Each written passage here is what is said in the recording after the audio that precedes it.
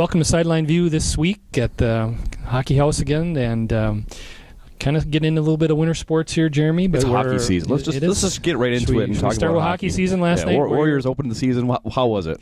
It was pretty good. They opened up with a 4-1 win over Fergus Falls last night.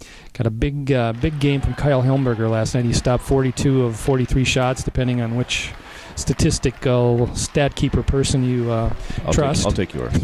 I just go by the scoreboard. It's just too confusing if I keep going between mine and somebody else's. So, but he had a great night. I mean, he stopped, all but one they threw at him, and was just phenomenal in his first year as a starter, first game of the season, obviously for him, and did a fine job. And I know Coach Archibald, one of his concerns going in this year was spreading out the scoring a little bit, and they got 2 goals last night from Logan Levard, and then Jake Ellingson and Griffin Campbell also got others. So if they can keep spreading it around like that, teams can keep from stacking up against them. And I think I think they have the potential to be a very good year, have a very good season, and like they did last year, and who knows, maybe go even farther. But from the first impressions, I was pretty impressed. Same 4 teams, kind of the top teams in that section? Kind of the way it sounds. I mean, Bemidji, Moorhead, Roseau. I know Brainerd's going to be in the mix too, I think. One thing that is going to hurt him for a little while, Chris Polkamp broke his hand in the scrimmage and at Moorhead on Saturday, and he's out indefinitely. I don't know how long it takes to come back from that, but and he had surgery on Tuesday, so it could be quite a while. Nobody's putting a timetable on it at this point. So no Adrian Peterson type recovery? Yeah, I don't know. You never know. I'm sure he'll be back sometime this season, but I'm not sure how long it's going to be. But maybe just recap. I think it was a pretty big deal. Josh Lanners from Piers was our obviously our player of the week, and he got second team All-State yesterday. Football player of the year, yes, and. A 3-year starter for Piers, both offensively and defensively. He racked up over 3,000 career rushing yards for them, a second all-time in the school history.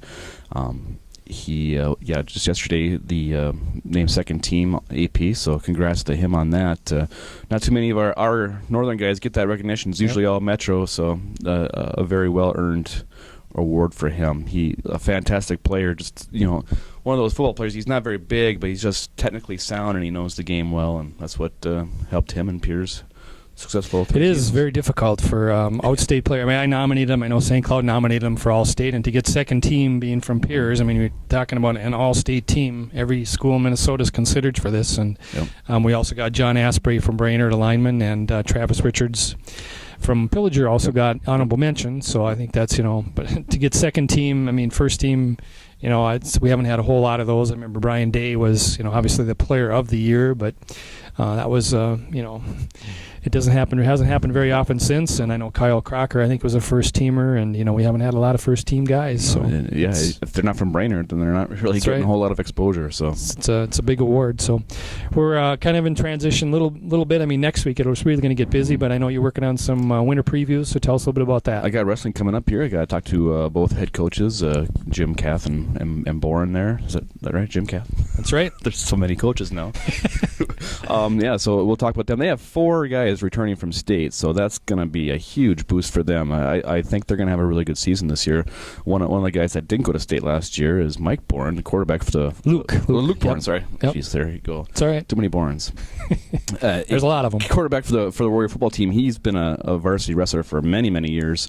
Didn't go to state last year, but he's a very good wrestler. I think last year he didn't really have a weight class because there was an older kid ahead of him. Yeah, so he's growing a lot. I mean, he's gotten so much taller. It's he's kind of in between there. So we'll see what happens here this year. You throw him in the mix. That's 5 guys out of 14 weight classes. And Brainerd's got some young kids coming up too. So I look for the Brainerd wrestling team to be a pretty solid Section 8 2A squad. 3A squad. Yep. I know I'm working on Nordic skiing that comes out on Sunday. Obviously not a lot of snow yet. I guess they have gotten out on skis, believe it or not, but it was pretty rough, and I don't know how long they did it for, but they have the boys were at state last year, so they've got about, I think, 5 or 6 guys coming back from that squad. Girls were finished 3rd in the section last year, and they have about 4 or 5 returners or so from their section teams. So obviously they are looking for some snow, a little bit more hindered than Alpine is, where Alpine makes a lot of their snow. There are some places that do make snow for cross country, but not as many as obviously the ski hills like Alpine does. So Nordic, they got Zine Baker. He's a multi-state. I think he's been to state, I want to say, 3 times now already. already. He's finally a senior. He's been a varsity skier, I think, for like 5 years. So he's one of the headliners there, along with Garrett Garbrick and then Allison Kozabud for the girls and Sarah Fairbanks. So Kozabud's gone to state how many times for Nordic skiing? I want to say it's just a couple. So I know that she missed going to the second day last year in the state track meet. So I think that's really fueling her to get back this year to state in Nordic. So she wants to be there for sure for those finals, obviously. So area girls basketball last night. Finally, get some sneaker action going on. some warmth in the gyms. It was nice to see. It was a couple of good games. Staples Motley, which should be one of the top area teams. They blew out their opponent last night. So I expect Staples to be really, really good this year. I think they have Richfield again this year. Last year they had Richfield come up, and I can't remember who the other Metro school was, but Richfield has that Jessica January, who's just a phenomenal athlete in track. She's a numerous time state champion, and also I think she's going to college for basketball, if I'm not mistaken, but she's an outstanding athlete, and if you ever get a chance to see her in basketball or track, she's worth the ticket. So absolutely, give Staples credit for scheduling those type of opponents too. It's a lot of times they kind of hide up here, but Staples they know they have a good team, and they've had a good team for a long time now. So congrats to them and good luck to them, I guess. Absolutely. So. Otherwise, I know we'll have some basketball previews mid part of next week. Warrior girls, I believe, is on Tuesday. Warrior boys is on Wednesday. So we'll be meeting with those respective coaches. And then we also have gymnastics, I think, a week from Thursday, like the 6th of December or so. So other than that, I guess just wanted to say hi to Corey Hermanson. He told me over the weekend he lives in South Dakota, and he watches the show every week. So we're viral, man. We're all over. All over. Worldwide. All right, I guess that'll wrap it up for this week. We will from the Hockey House, and we'll see you from the Hockey House again next week. Thank you. See you next week.